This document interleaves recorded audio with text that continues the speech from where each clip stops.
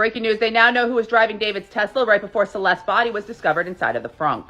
The owner of the Hollywood home that David was renting has hired a private investigator. That private investigator has now uncovered surveillance footage from July 29th showing an individual driving the Tesla. They also mentioned the individual that moved the Tesla from one point to another, rolled down the window when it was only 77 degrees out roughly. They also hung an air freshener from the front rearview mirror. The private investigator said that the video was so clear and that the individual drove right past the camera, therefore he was able to see very clearly who was in the vehicle. The private investigator said, quote, "The Tesla comes very close to a camera, although there is some motion blur." They continued by saying, quote, "But you can see the person." They go on to state that the individual driving was also wearing something very distinctive, and that the private investigator was able to obtain video from 12 hours earlier showing that same person at the home wearing the same thing. However, due to investigative purposes, they will not disclose whom that individual is or their relation to the singer David. The investigator also said that there is a chance the person driving the vehicle was simply asked to move it and may have had no idea that Celeste was in the trunk.